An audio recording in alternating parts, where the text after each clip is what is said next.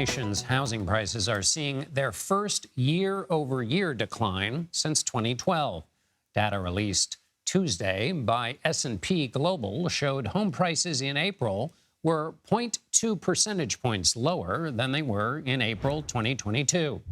That decline, however, was not felt across the board. While prices declined in cities like Seattle, San Francisco, and Las Vegas, home buyers in places like Miami, Chicago, and Atlanta were asked to pay more. Here to break down what is going on in the housing market is Nicole Friedman. She's a housing reporter for the Wall Street Journal. Nicole, thank you so much for being with us. Because home purchases... Thanks for having me. Because home purchases are tied to interest rates, housing costs are closely followed for signs of the economy. So what did we learn in these numbers? Yeah, so mortgage rates have risen a lot in the past year and a half, and that has really made home buying a lot less affordable. It has pushed a lot of buyers out of the market. And so we are starting to see that show up in home price data, that it's less competitive. We are no longer in this house price boom where you have many buyers bidding up the prices. Now it's a little bit more that sellers are, sometimes their homes are sitting on the market. Sometimes they're having trouble selling. And so we are seeing a slight national decline in home prices, but it's pretty muted so far.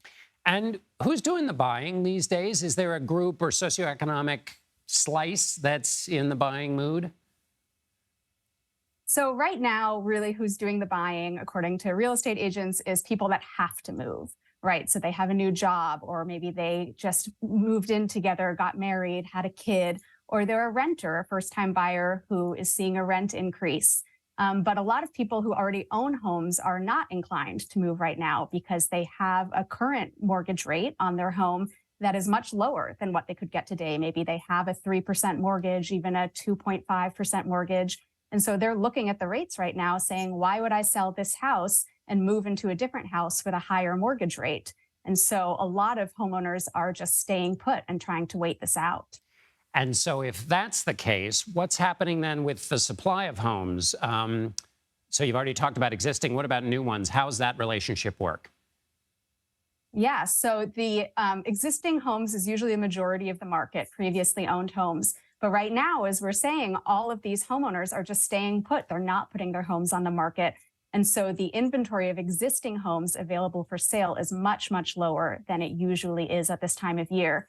And that means actually that there's more demand than expected for new homes, and home builders are kind of reaping the benefits to some extent from this shortage of existing homes. And so we're really seeing that in the existing home market, sales are down from a year ago.